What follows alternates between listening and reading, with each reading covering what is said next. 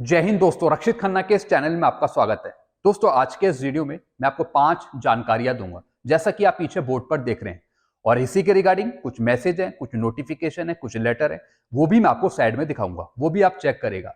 Video में आगे बढ़ने से पहले एक छोटी सी गुजारिश करूंगा, अगर आप पहली बार मेरा चैनल देख रहे हैं या फिर वीडियो देख रहे हैं तो आप मेरा चैनल सब्सक्राइब कर सकते हैं, क्योंकि दोस्तों वेलफेयर से जुड़ी जो नई नई जानकारियां आती हैं, नए नए मुद्दे उठते हैं, वो आपको समझाए जाते हैं इस चैनल के माध्यम से। और पेंशन से रिलेटेड जो प्रॉब्लम आती है उसका भी सोल्यूशन किया जाता है टाइम टाइम पर आप लोगों के लिए। तो दोस्तों, तमाम जानकारियां पाने के लिए और अपनी पेंशन का सोल्यूशन लेने के लिए आप मेरे चैनल से जुड़ सकते हैं या फिर चैनल सब्सक्राइब कर सकते हैं, जिसका नाम है रक्षित खन्ना। चलते हैं दोस्तों पहली इंफॉर्मेशन की तरफ। जनवरी 24 और फरवरी 24 2 महीने का डीएडीआर एरियर पेंशनर को 10 अप्रैल से पहले मिल सकता है। जी हाँ दोस्तों, जैसा आपको पता है भारत सरकार द्वारा आपके डीएडीआर की घोषणा हुई। अब आपका डीएडीआर 46% से बढ़कर 50% हो गया। तो दोस्तों, आपका जो 2 महीने का एरियर है, जनवरी का और फरवरी का, यह आपको मिल सकता है 10 अप्रैल से पहले। जैसा आपको पता है जो आपकी मार्च की पेंशन आएगी इस बार, वो आएगी अप्रैल में, यानी 1 अप्रैल को या फिर 2 अप्रैल को, 1 और 2 अप्रैल को आ सकती है आपकी मार्च की पेंशन। तो दोस्तों, जो आपका जनवरी का फरवरी का एरियर है वो भी आपको इसी के आसपास देखने को मिल सकता है, इसी के आसपास आपको देखने को मिलेगा। लेकिन इससे पहले डीएनएस अलाउंस पे ऑर्डर होगा और डीएनएस रिलीफ पे ऑर्डर होगा, यानी डीए डीआर का पहले ऑर्डर हो जाएगा, उसके बाद ही आपको सारे पेमेंट देखने को मिलेंगे। तो दोस्तों, 10 अप्रैल से पहले आपको 2 महीने का एरियर मिल सकता है। मैंने एक डेट यहां पे लगा रखी है, 10 अप्रैल। हो सकता है कि इससे पहले आपको मिल जाए, इससे पहले भी आपको मिल सकता है डीएडीआर का एरियर 2 महीने का, चाहे आप स्पर्श के थ्रू पेंशन ले रहे हो या फिर बैंक के थ्रू पेंशन ले रहे हो।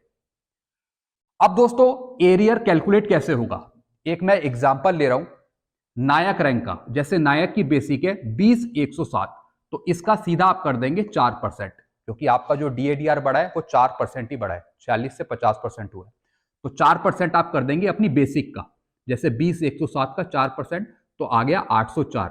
और जो ये अमाउंट आएगा इसको फिर आप मल्टीप्लाई कर देंगे 2 से, क्योंकि 2 महीने का आपका एरियर है, तो आपका एरियर निकल के आ जाएगा 2 महीने का 1,608 रुपए। तो इसी तरीके से आप भी अपनी बेसिक पेंशन लेकर अपना एरियर कैलकुलेट कर सकते हैं 2 महीने का। 2 से आपको मल्टीप्लाई करना है। चलते हैं दोस्तों दूसरी इंफॉर्मेशन की तरफ। डीएनएस रिलीफ का ऑर्डर निकल सकता है 25 मार्च तक और डीएनएस अलाउंस पर ऑर्डर निकल सकता है 20 मार्च तक। जैसा आपको पता है, सबसे पहले आपका ऑर्डर आता है सैलरी पर्सन के लिए, डीएनएस अलाउंस पे सबसे पहले ऑर्डर आता है।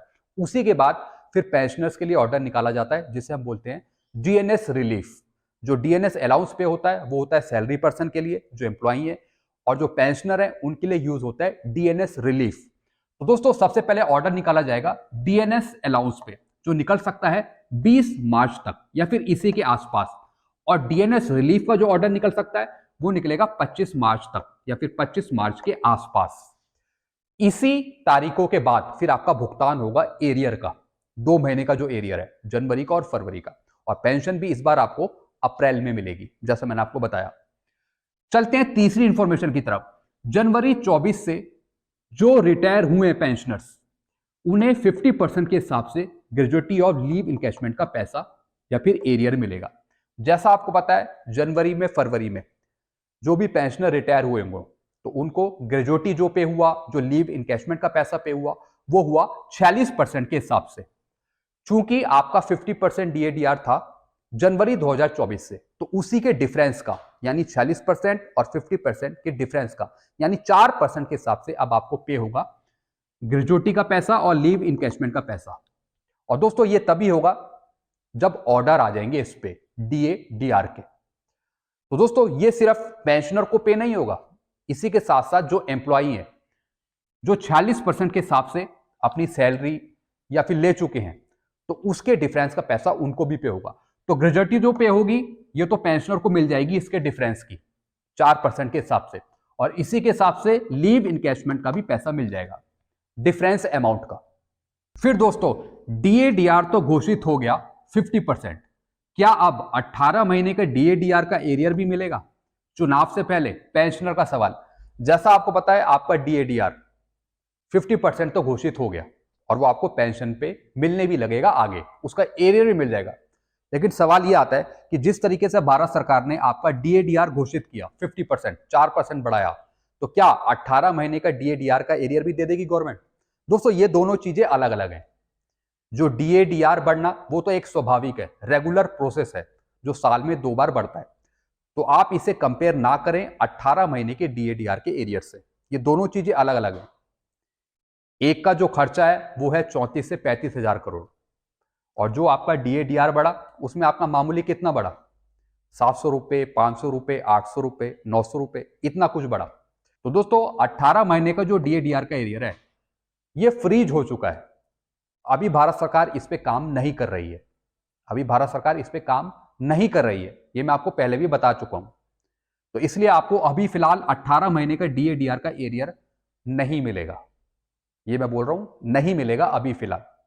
तो इसलिए आप इसे कंपेयर मत करिए DADR 50% से, ये दोनों मैटर अलग अलग है। चलते हैं दोस्तों पांचवी इंफॉर्मेशन की तरफ। पेंशनर आए 24 साल करके, ये रिटायर हुए 31/10/2004 को, नायक रैंक से, ना प्रमोशन दिया ना ACP दी। जी हां दोस्तों, एक पेंशनर थे जिनका रैंक था नायक, ये रिटायर हुए थे 31/10/2004 में। टोटल क्वालिफाइंग सर्विस है इनकी 24 साल। तो दोस्तों जब ये सर्विंग पीरियड में थे तब इनको प्रमोशन भी नहीं दिया गया और ACP नहीं दी गई। जैसा आपको पता है ACP का रूल जो 2006 से पहले आए, यानी जो पेंशनर 7 अगस्त 2003 से 31/12/2005 के बीच में आए हैं उनको ACP मिलेगी। और दोस्तों ये पेंशन आए 31/10/2004 को, इनकी क्वालिफाइंग सर्विस है 24 साल। तो दोस्तों इनको नायक रैंक की पेंशन ना मिलके इनको हवलदार रैंक की पेंशन मिलनी चाहिए थी। और दोस्तों 24 साल इन्होंने सर्विस करी है, तो इस पीरियड में इनको क्या बेनिफिट मिला, प्रमोशन भी नहीं मिला, ACP भी नहीं मिली। तो दोस्तों अब इन्होंने कोर्ट केस करा हुआ है कि इनको प्रमोशन नहीं दिया गया, इनको कोई बेनिफिट नहीं दिया गया। तो दोस्तों इनको मिलेगी ACP, जैसा कि ACP का रूल है 10 साल 20 साल, नायक की पेंशन, हवलदार की पेंशन। और दोस्तों नायक रैंक में इन्होंने 24 साल गुजार दिए, यानी 20 साल से ऊपर इनकी क्वालिफाइंग सर्विस है, तो ये एलिजिबल होते हैं हवलदार की पेंशन लेने के लिए एज पर ACP रूल, ACP के रूल के अनुसार। तो दोस्तों इनको मैंने गाइड कर दिया कि जैसे ही आपका केस टैकल हो जाता है, अगर कोर्ट ने फैसला सुना दिया कि प्रमोशन आपको दिया जाना चाहिए था, तो उसके बेस पर इनको हवलदार की पेंशन मिल जाएगी। अगर कोर्ट से फैसला नहीं आता तो दोस्तों फिर ये ACP का भी मुद्दा उठा सकते हैं अपने रिकॉर्ड से, ACP का भी ये मुद्दा उठा सकते हैं कि मुझे ACP ग्रांट की जाए हवलदार रैंक की। अगर कोई सिपाही है जिसकी 10 साल से ऊपर क्वालिफाइंग सर्विस है, जिसे बीच में कोई प्रमोशन नहीं मिला, तो दोस्तों उसको पेंशन मिल जाएगी नायक की। अगर यही कोई सिपाही हो गए, नायक हो गए, जिनकी क्वालिफाइंग सर्विस 20 साल से ऊपर है, तो फिर वो हवलदार की पेंशन के लिए एलिजिबल है एज पर ACP रूल। तो दोस्तों हम इनका पूरा साथ देंगे और इनको पेंशन दिलवाएंगे हम हवलदार रैंक की, भले ये 2006 से पहले आए।